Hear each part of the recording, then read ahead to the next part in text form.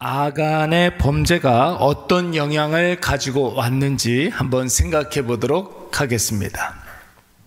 여러분, 인생은 고난의 연속입니다. 살아 숨쉬는 모든 인생이라면 누구나 고난을 당하고 여러 번 어려움을 겪게 됩니다.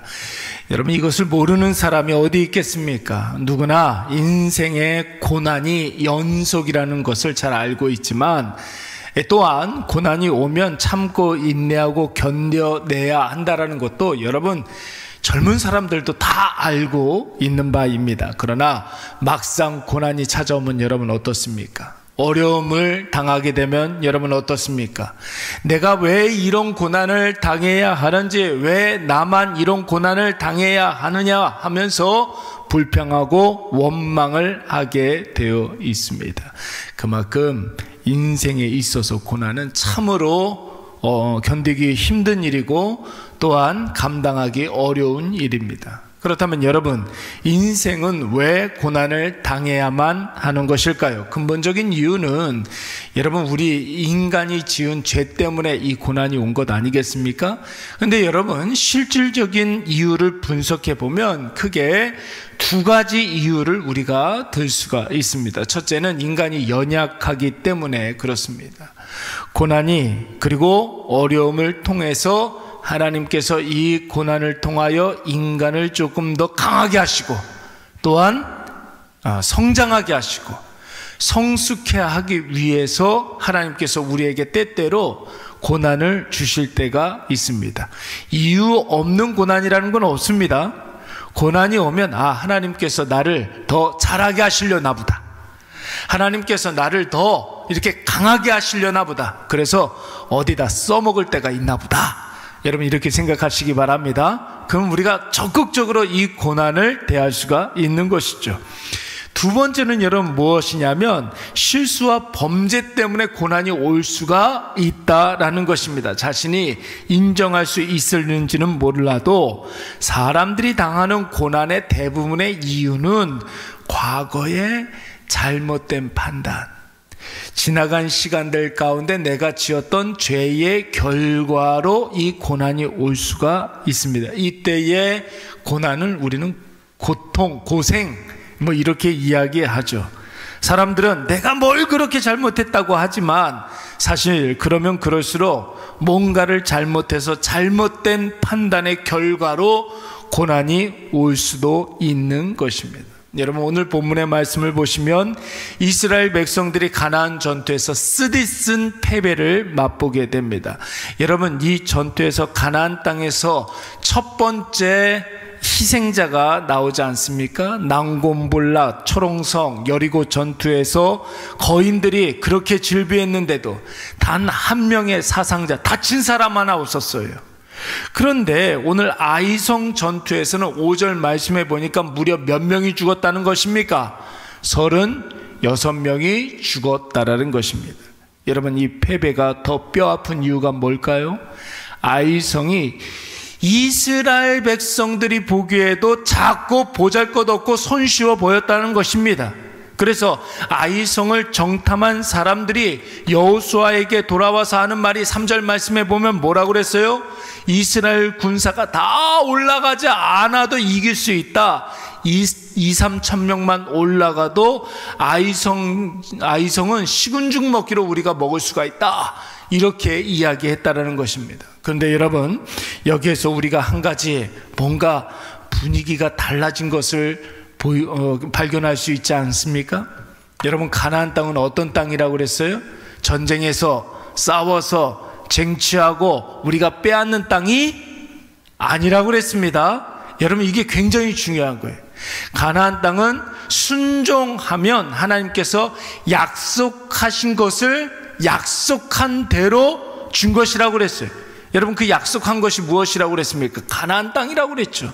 순종해서 얻어지는 땅이 바로 가나안 땅이라고 그랬습니다. 그동안 이스라엘 백성들의 행적이 그것을 증명하지 않습니까?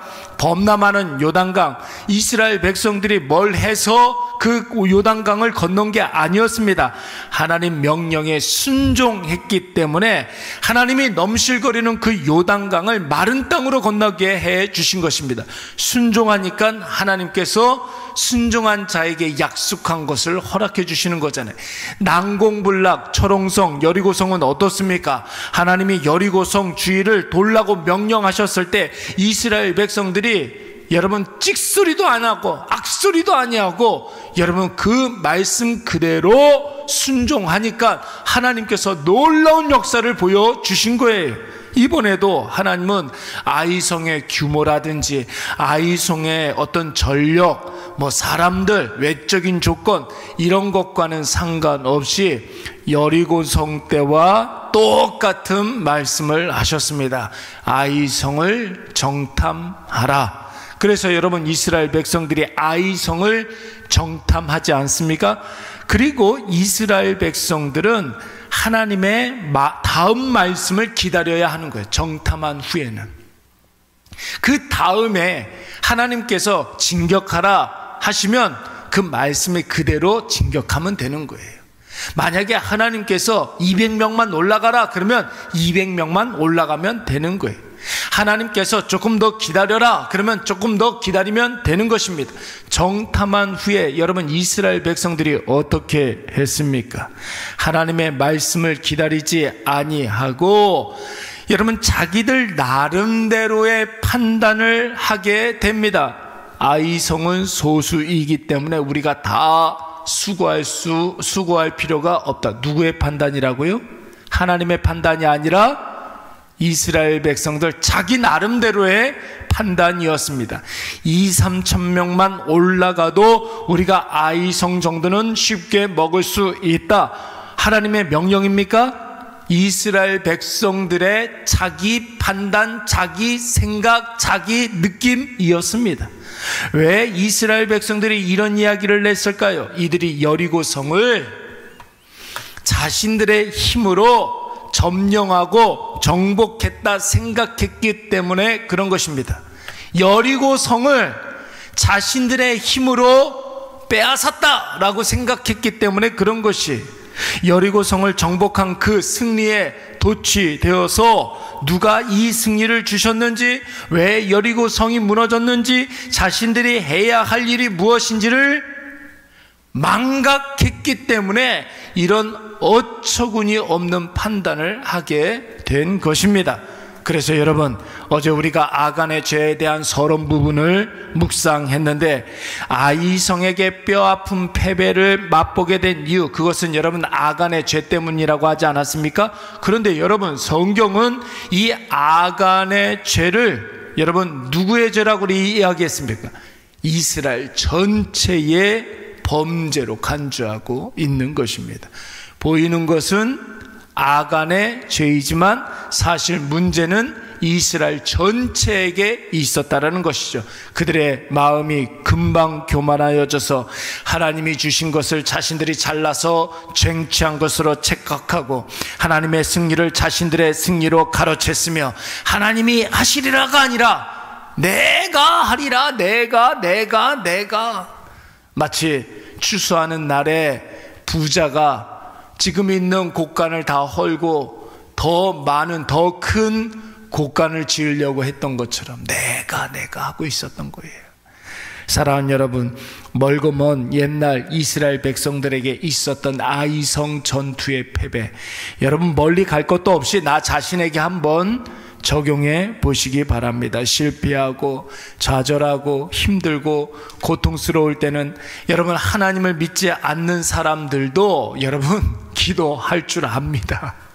하나님 안 믿는 사람들도요, 고통의 순간이 오면 여러분 예수님, 하나님, 부처님 마음에 다 찾아요. 기도합니다. 하물며 하나님의 자녀들은 작은 실패와 원치 않는 고난이 왔을 때 누구나 다 하나님 앞에 엎드려 기도합니다. 그래서 새벽 예배 때 새벽 예배 안 나왔던 사람이 새벽 예배 갑자기 나왔다, 그 무슨 문제가 있는 거예요? 그날은 꼭 그분한테 전화를 한번 해야 됩니다. 그렇잖아요. 그런데 여러분, 문제는 우리가 승리했을 때 더 큰 문제가 있는 거예요. 승리했을 때 무탈했을 때, 뭔가 일이 잘 될 때, 바쁠 때, 괜히 뭔가 주문이 굉장히 많이 밀려오고 손님들이 많이 오고, 뭔가 내가 하는 일들이 잘 될 때, 그때 여러분 사람들이 어떻게 합니까? 바쁘다고 기도하던 사람이 기도하지 않아요. 분주하다고 할 일이 많다고 예배 안 나와요. 그래도 예배 안 나와도 자기는 중요하다는 거예요. 중요한 사람이라는 거. 바쁘니까, 분주하니까, 주문이 많이 오니까, 사람들이 나를 찾으니까. 여러분, 바쁘고 일이 잘 되면 기도부터 안 해요. 예배부터 안 드립니다. 여러분, 그것이 하나님께서 나에게 주신 복인데 그 복 때문에 오히려 저주받을 일들을 하게 되는 거죠. 그래서 여러분, 제가 늘 말씀을 드리지 않습니까? 은혜를 주시면 은혜라고 생각을 해야 되는데 그 은혜 때문에 사람 망치는 일들이 굉장히 많이 있습니다. 그렇습니다. 하나님의 은혜로 빚을 갚았어요. 하나님의 은혜로 빚을 갚았어요. 그러면 여러분, 이 은혜를 은혜로 여기고 여러분 더 열심히 해야 되는 것 아니겠습니까? 근데 당장에 발등에 불 껐다고 이제는 됐다, 이제는 괜찮다, 이렇게 생각하는 사람들이 있죠. 여러분, 기도했습니다. 어려움이 있어서 기도를 했어요. 그래서 하나님께서 응답해 주셨어요. 그러니까 그 기도가 응답됐으니까 이제 기도 안 해도 되죠.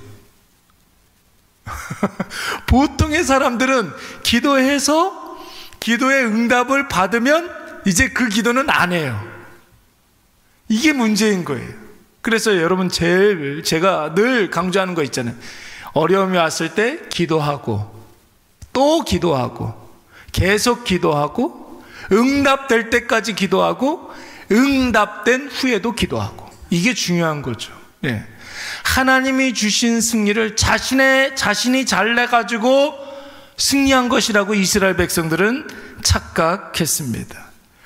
여러분, 이스라엘 백성들은 아이성이 작다고 해서 자신들이 싸워서 이기고 정복해서 빼앗으려 했어요. 가나안 땅은 그렇게 해서 얻는 땅이 아닌데 말입니다. 우리가 여리고 성도 이긴 사람인데 저 작디 작은 아이성 하나 어떻게 못할까? 이런 마음이 드니까 그 생각이 왜 잘못됐는지 전혀 상상도 못한 채 누구를 보낼지 선발하고 어떻게 전쟁할지를 구상하고 하나님께 묻지도 않고 자기 나름대로 계획을 세우고 실행에 옮기게 된 것입니다. 오늘 우리는 어떻습니까? 지금 계획을 세운 일, 내가 하고자 하는 그 일, 혹시 하나님 앞에 그 뜻을 물어본 적이 있습니까? 하나님께서 과연 허락하신 일입니까? 아니면 하나님과 전혀 상관없는 일 아닙니까? 오늘 아이성 앞에서 기고만장한 이스라엘 백성들을 깊이 여러분 생각해 보시기 바랍니다. 하늘을 나는 참새 한 마리도 누가 허락하지 않으면 떨어지지 않는다고요?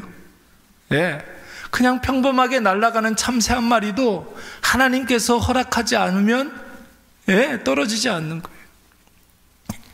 우리 교회 커피 사는 데가 있거든. 저기 커피 알갱이 사는 데가 있어요. 로스팅만 하는 전문 업체인데 이름이 거기가 본 어게인. 여러분, 거듭나다 이런 뜻이거든요. 예수 믿는 사람이에요. 원래 신학을 전공하고 목사가 되려고 이렇게 준비를 하던 분인데, 나는 목회보다는 사업이 더 맞다 생각해서 이제 사업을 하시는 분인데, 거기서 가면은 커피를 사가지고 이렇게 하면은 이제 커피를 맛있게 해가지고 자기네 그 업체에서 제일 맛있는 커피로 이렇게 커피를 이렇게 내려주고 거기서 커피 한 잔 마시고 이렇게 나오는데 참새 한 마리가 입구에 떨어져 있는 거예요. 죽어서 떨어져 있는 거예요. 딱 드는 생각이, 참새 한 마리도 하나님께서 허락하지 않으면 떨어질 수가 없는데, 하나님의 뜻, 하나님의 섭리, 하나님의 역사, 이게 참 떨어진 참새 한 마리를 바라보면서 얼마나 진하게 느껴지는지 모르겠더라고요. 하나님의 뜻이 있는 거죠. 그렇죠? 오늘 이것을 여러분 꼭 기억하시기 바랍니다. 마음이 높아지지 않도록 날마다 말씀과 기도로 나 자신을 경책하시고 매 순간 하나님과 깊은 교제로 하나님의 뜻을 선명하게 깨달아 아는 저와 여러분이 되시기를 간절히 축원합니다. 언제 우리가 가장 겸손해집니까? 기도할 때. 왜냐하면 기도하는 것 자체가 하나님을 하나님으로 인정하는 거잖아요. 그렇잖아요. 기도하는 것 자체가 나의 연약함을 고백하는 것 아닙니까? 언제 우리가 가장 겸손해지고 언제 우리가 가장 복된 존재가 됩니까? 기도할 때. 오늘이 바로 기도하는 날입니다.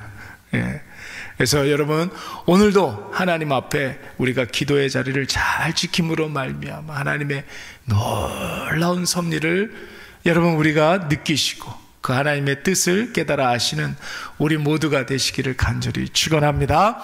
잠깐 기도하겠습니다.